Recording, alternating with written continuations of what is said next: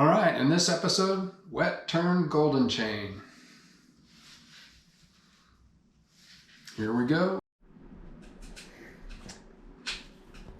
So this is a piece of golden chain that I got with my friend Scott, and we got it out of somebody's front yard up here in the Pacific Northwest. The fella was taking it down and just wanted it gone, so we made it gone. It turned out it had a whole bunch of rot in the heartwood, and this particular piece is the part that didn't have a whole lot of rot in it. I wet turned the other half of this same piece and ended up probably losing more than a third of it due to the rot. So I'm just going to flatten it out with the chainsaw here, make two parallel faces, and we'll put a woodworm screw in there and then line her up. So here we go. We're going to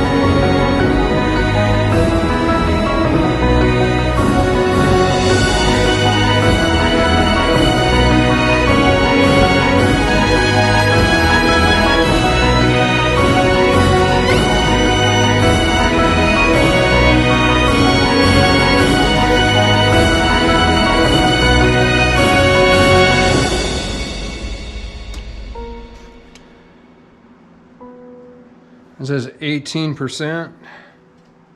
It's just up here on the 19% on the Cambion.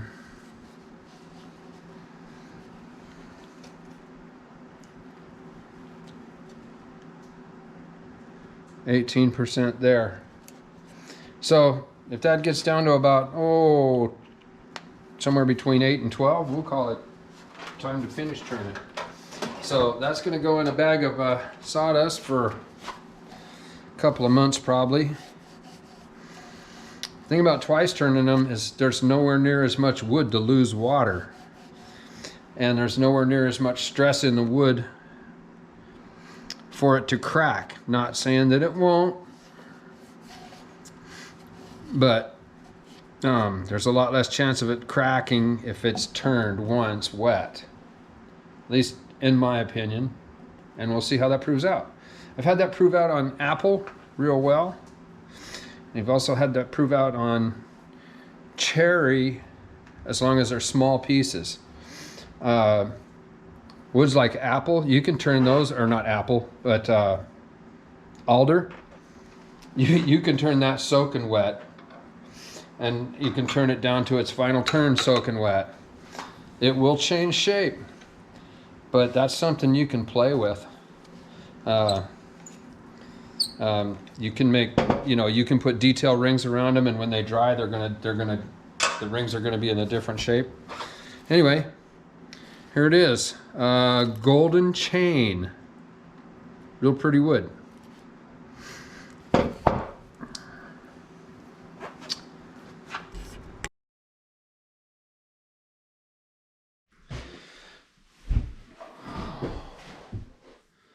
Well, here we are.